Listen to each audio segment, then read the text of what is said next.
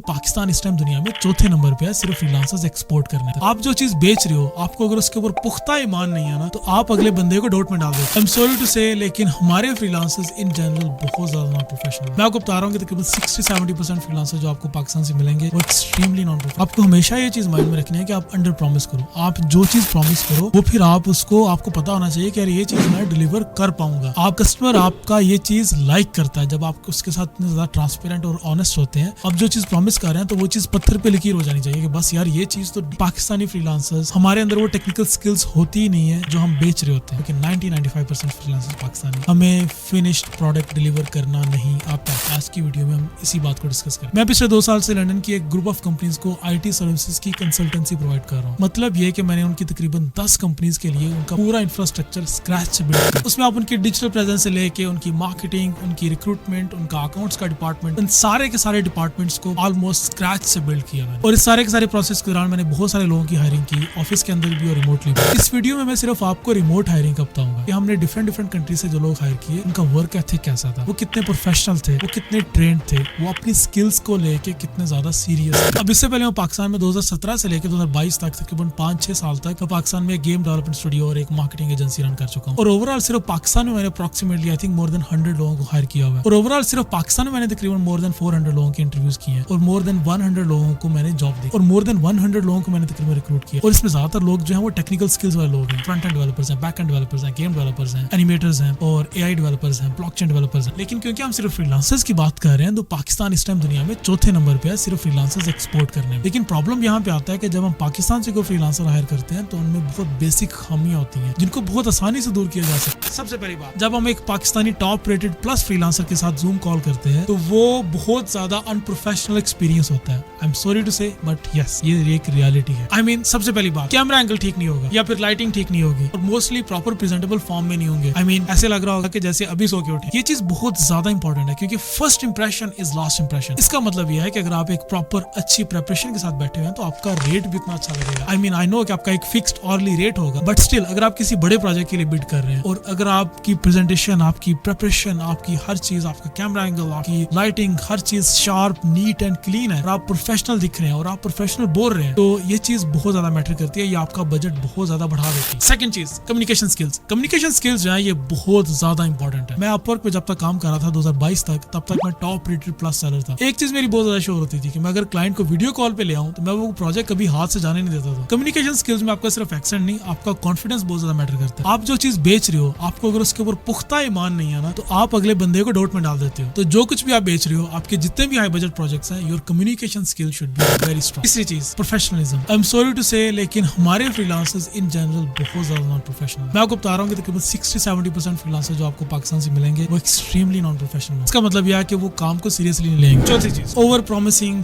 And under delivering. ये हमारा इतना बड़ा मसला है कि ये मैंने खुद भी फेस किया है। जब आप मीटिंग में होते हो, जब आप प्रोजेक्ट क्लोज कर रहे होते हो तो आप बहुत कुछ प्रॉमिस कर देते हो, लेकिन जब डिलीवर करने की बात आती है तो फिर वो डिलीवर आप आधा भी नहीं कर पाते। इस प्रॉब्लम को आप कम्युनिकेशन स्किल्स के साथ सॉल्व कर सकते हैं। आई नो कि एक हाई बजट प्रोजेक्ट क्लोज करने के लिए हमें बहुत सारे प्रॉमिसेस करने पड़ते हैं, बट अगर आपकी अच्छी कम्युनिकेशन स्किल्स हैं तो आप इस प्रॉब्लम को बहुत आसानी से सॉल्व कर सकते हो। आपको हमेशा ये चीज माइंड में रखनी है कि आप अंडर प्रॉमिस करो। आप जो चीज प्रॉमिस करो वो फिर आपको पता होना चाहिए कि यार ये चीज मैं डिलीवर कर पाऊंगा। आप कस्टमर आपका ये चीज लाइक करता है जब आप उसके साथ इतने ज्यादा ट्रांसपेरेंट और ऑनेस्ट होते हैं। आप जो चीज प्रॉमिस कर रहे हैं तो वो चीज पत्थर पे लकीर हो जानी चाहिए कि बस यार ये चीज तो डिलीवर हो। पांचवी चीज, वेरी क्रूशियल, जब एक नॉन टेक्निकल क्लाइंट एक टेक्निकल फ्रीलांसर को हायर कर रहा होता है तो वो यूजुअली ये एक्सपेक्ट कर रहा होता है कि यार ये जिस काम के लिए मैं इसको हायर कर रहा हूँ उसके पास वो स्किल होगी। But mostly sadly Pakistani freelancers, हमारे अंदर वो टेक्निकल स्किल्स होती ही नहीं है जो हम बेच रहे होते हैं, मतलब उस लेवल पे नहीं होते। स्पेशली बिगिनर्स जो होते हैं, मैं टॉप रेटेड प्लस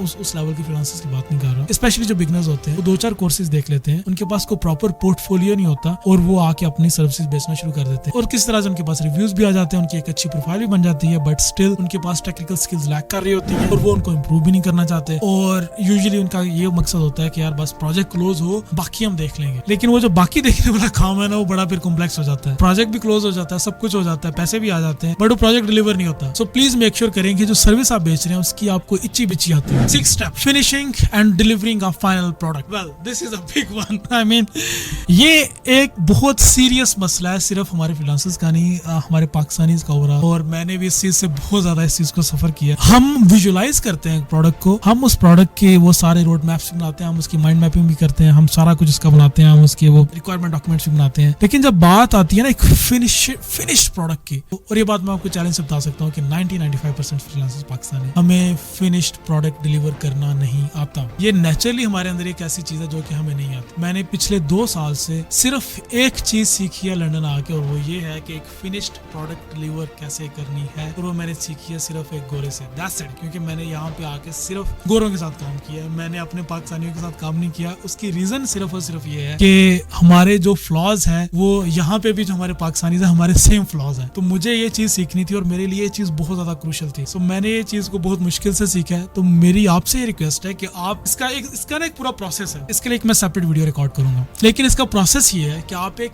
छोटी से छोटी टाइनी से टाइनी प्रोडक्ट आप एक डिसाइड करें कि यार ये प्रोडक्ट है, ये हम बनाते हैं। टाइनी से टाइनी मतलब अपने पोर्टफोलियो के एक छोटी से छोटी एक प्रोडक्ट आप एक डिसाइड करो। अब उसके ना स्टेप्स सारे 1 2 3 4 5 आप सब कुछ लिखो, सारे स्टेप्स अब आप लिखो। अब आप उसको 1 2 3 4 5 को आप फिनिश करना शुरू करो। 1 फिनिश होगा तो 2 शुरू होगा, 2 होगा तो 3। अब उसको ना आप स्टेप बाय स्टेप सारे आप उसके फीचर्स को आप फाइनलाइज करना शुरू करो, और तब तक आप किसी और चीज के ऊपर फोकस ना करो जब तक वो फिनिश ना हो जाए। तो जब तक वो आपके पास एक फिनिश्ड फाइनल एक प्रॉपर प्रोडक्ट जब आपके पास एक सामने ना आ जाए, बिल्कुल बग फ्री रोबस्ट प्रोडक्ट, एक रेडी टू लॉन्च प्रोडक्ट, जो कि आप एज ए एंड यूजर जब आप उसको यूज करें तो आप कहेंगे यार वाह यार क्या बात है। वो शाहरुख खान एक बात करता है कि काम कैसे करो कि काम को फख्र हो कि तुमने उसे किया। सो ये मेरे कुछ पॉइंट्स हैं। अच्छा, वीडियो के लास्ट पार्ट में मैं आपसे एक बहुत इंटरेस्टिंग एक्सपीरियंस शेयर करता हूँ। मेरे एक्सपीरियंस के मुताबिक पाकिस्तान में डिफरेंट रीजन्स का जो टैलेंट है उसकी डिफरेंट क्वालिटीज है। अगर आप एक टैलेंट लाहौर से या उसके गिरदोनवा से हायर करेंगे तो वो आपको बहुत लेजी, बहुत सुस्त और बहुत कामचोर बंदा मिलेगा। इसकी बनिस्बत सबसे अच्छा, nice, high quality, punctual, to the point और कमिटेड टैलेंट जो आपको मिलेगा वो आपको कराची से मिलेगा। उसके अलावा आपको नॉर्दर्न पंजाब से भी अच्छे लोग मिल जाते हैं। केपीके का टैलेंट भी बहुत अच्छा होता है, लेकिन वो आपको ढूंढना पड़ता है, क्योंकि जो हमारे पठान भाई होते हैं ना वो उनका मूड होता है, वो अगर मूड है काम का तो करेंगे, नहीं है तो नहीं करेंगे। और सिमिलरली बलोचिस्तान से मेरा बहुत अच्छा एक्सपीरियंस है बलोचिस्तान के लोगों के साथ काम करने का। गिलगित बल्तिस्तान से भी आपको बहुत अच्छा और नाइस टैलेंट मिलेगा। और अगर आप कराची और गिलगित बल्तिस्तान को कंपेयर करेंगे तो इन दोनों में से मैं कराची को सिला के रखूंगा। और हाँ, कश्मीर का टैलेंट भी हमारे लोहरी भाइयों की तरह का ही है, वो भी बहुत ज्यादा मूडी, लेजी और कामचोर है यूजुअली। अच्छा, ये मैं बहुत ज्यादा जनरलाइज कर रहा हूँ।